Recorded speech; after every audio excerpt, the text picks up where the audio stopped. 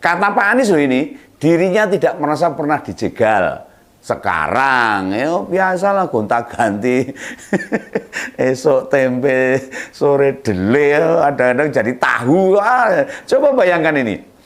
Ini bibir atau apa ini? Kok licin banget gitu loh.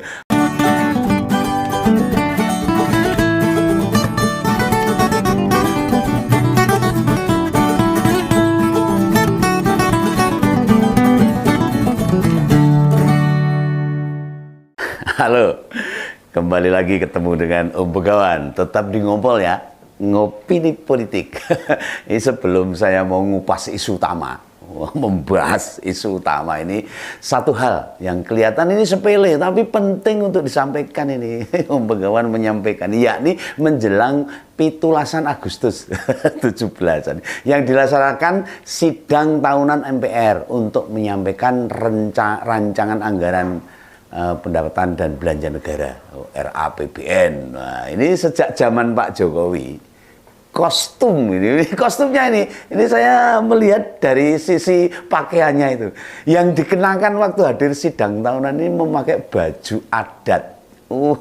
Ini budayanya muncul banget ini, Indonesia banget ini.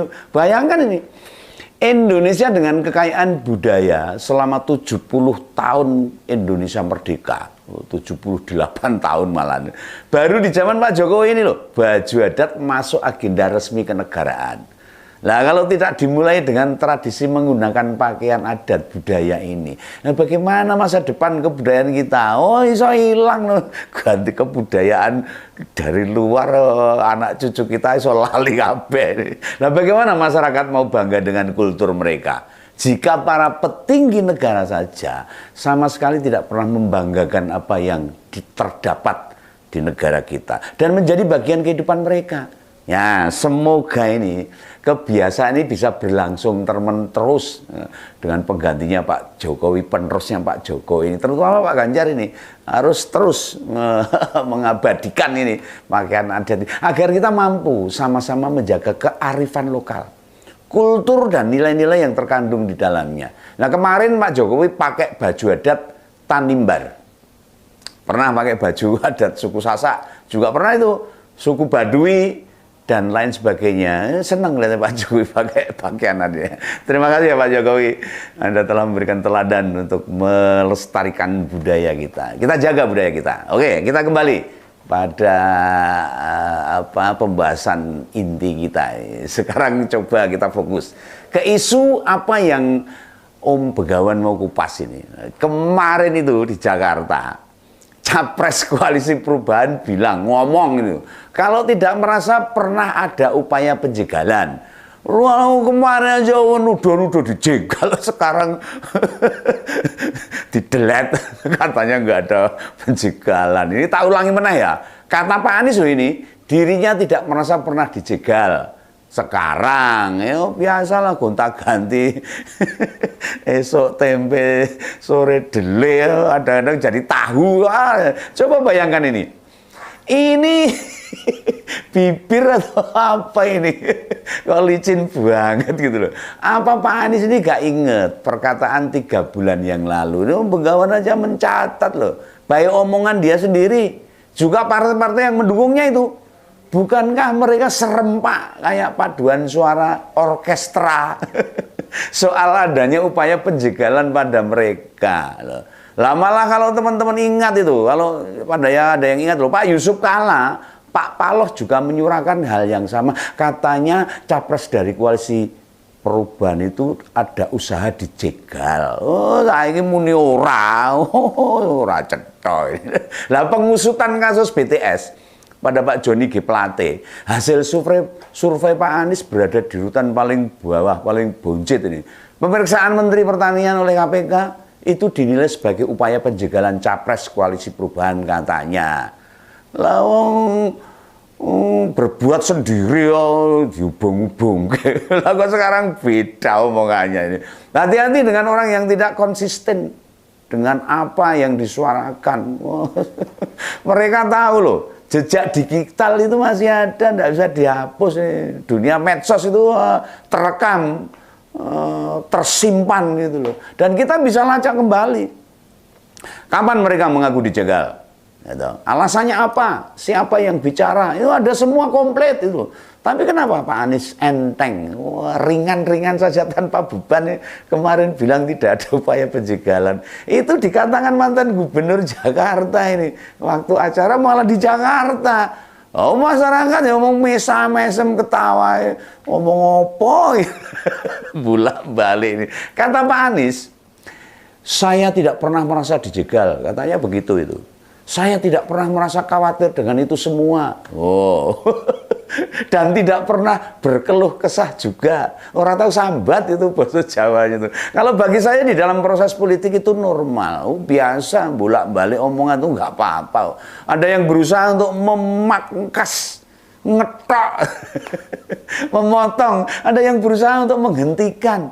Ya itulah sebuah kompetisi. Itu katanya Pak Anies itu. Katanya ada yang mau motong dia. Masa sekelas calon presiden cara bicaranya dan menyatakan sesuatu bisa beda dan tanpa alasan sama sekali, ini piye itu. Lah kalau nanti di kampanye mengeluarkan janji-janji terus menang, apa yang mau dia lakukan untuk negara ini kalau caranya begitu itu? Ganti meneh orang janjinya luput lagi. Dia mudah berganti-ganti arah atau tujuan. Oh, sak geleme dhewe itu, semaunya sendiri itu. Mau dibawa kemana negara kita ini? Kita tahu, Pak Anies ikut Pilpres itu sebenarnya tanpa beban. Orang nganggo beban. Soalnya dia percaya berat memenangkan pertarungan kontestasi 2024 nanti. Bukan soal karena dia warga keturunan, bukan. Secara pribadi saya menganggap dia orang Indonesia. Lahirnya juga Indonesia itu. Mencintai negara ini dengan sepenuh hati. Saya percaya Pak Anies pernah jadi rektor di Paramadina ya di Indonesia. Jadi teman-teman tolong, tidak ungkit-ungkit soal darah yang mengalir di diri Pak Anies. Dia orang Indonesia, lahir di Indonesia. Itu bukan kemauannya. Yang patut kita persoalkan tentang konsistensinya berbicara gue loh. Kok berubah-ubah itu. Nah, sebagai seorang pemimpin yang dibekang itu kan kata-katanya, ucapannya. Apa yang pernah diucapkannya, kalau toh pun yang dijalankan berbeda dengan apa yang pernah disampaikan. Ya piye no? Lah tentu bisa dijelaskan kenapa itu. Tidak kemudian bebas tanpa beban. Ora sak karepe dhewe. Tadinya ngaku dijegal. Sekarang bilang tidak merasa dijegal. Ini kan sesuatu yang berbeda itu, sesuatu yang berganti-ganti itu. Orang konsisten itu. Ingat loh, tuduhan menjegal itu mengarah ke pemerintah, mengarah ke Pak Jokowi, dan itu merugikan sebenarnya. Kita juga tahu beberapa program yang dijanjikan waktu kampanye Pilgub juga tidak direalisasikan. Banyak yang tidak terrealisasi, atau kalau diwujudkan persentasenya sangat kecil banget. Orang kerasa itu. Makanya simak saja. Sekarang kan Pak Anies tidak lagi bicara pentingnya capres itu melihat rekam jejak. Soalnya banyak yang bersuara. Rekam jejaknya sebagai gubernur ya hancur-hancuran. Nah, silakan cek aja. Dalam 1,5 bulan ini Pak Anies sudah tidak lagi menyinggung apa yang sudah pernah dilakukan di Jakarta. Dia memerintah 5 tahun orang enak sing disinggung blas. Apa sih proses apa yang pernah dia buat itu apa? Prestasinya apa itu? Soalnya sering kita buka. Berbagai program yang tidak berhasil itu 100%. Termasuk apakah Pak Anies masih membanggakan itu Formula E dan Stadion JIS itu kan enggak pernah disinggung. Sudah tidak lagi karena 2 program itu tidak masuk dalam janji-janji kampanye. Mak bedundu itu. Karena ya proyeknya gede banget. Sekarang ini Pak Anies sedang bingung ini. Wah, sembuh gitu. Mau bicara apa itu bingung dia tuh. Makanya kemudian mengangkat isu-isu yang juga tidak sesuai fakta. Misalnya rakyat periksa kesehatan malah tambah miskin. Hubungannya ngendi tuh? Guru belum sejahtera. Datanya dari mana? Sulit mencari kerja. Ya kalau nggak berusaha ya orang untuk pekerjaan. Masa di Indonesia yang semakmur sini golek kerjaan angel. Ya males itu. Atau harga-harga naik. Ya semua orang bisa membeli kok, antri-antri. Oh, beli sepeda motor sampai antri-antri inden loh, masa harga-harga naik. Semua bisa beli masyarakat. Itu semua kalau kita tanya ke masyarakat, ya zong, 0-0 dan tidak terbukti sama sekali. Ya jangankan pendidikan, pekerjaan, harga-harga mahal. Lawang tempat wisata itu loh, konser musik, hotel, berbagai produk teknologi kayak HP, orang gonta-ganti, TV, semua terjual cepat, malah inden itu. Ekonomi kita malah tumbuh dengan baik kok. Piye toh? Nah coba kalau liburan atau tanggal merah itu nyari hotel itu susah banget, penuh kabeh, susuan malah tempat wisata itu ora umum itu, untek-untekan, nonton konser, tiket dijual dalam 3 sampai 7 hari ludes habis. Bukan konser band luar negeri yang harganya jutaan juga jarang tersisa itu. Kalau kayak gitu, apa yang disampaikan Capres Koalisi Perubahan gak ada buktinya sekali kalau gitu loh. Ngomong ngawur kok tanpa data. Jadi barangkali benar ini kata Pak Mahfud ini. Yang jegal itu ya Koalisi Perubahan sendiri, kelompok EDW internal sendiri, bukan pemerintah, bukan Pak Jokowi, tapi mereka sendiri.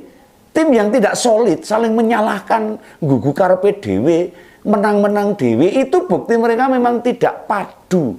Paduan suara ora padu, suaranya ora cetha no. Melancarkan proses menuju Pilpres tahun depan ora padu, ora kompak. Sekarang ini misalnya milih cawapres saja ruwetnya setengah mati. Ada nama baru Mbak Yeni, ribut lagi. Lah ini piye ini? Pak Anies ini, ya udahlah, nanti kita bahas lagi lah. Apa dan siapa dan mengapa Pak Anies terus akan mencalonkan diri sebagai capres di Koalisi Perubahan. Aku jangan membahas Koalisi Perubahan ya mengarep ke Yudim. Ya enggak apa-apa lah. Sampai ketemu ya di ngompol-ngompol berikutnya, tetap dengan Om Begawan. Di ngompol, ngopini politik. Sampai jumpa.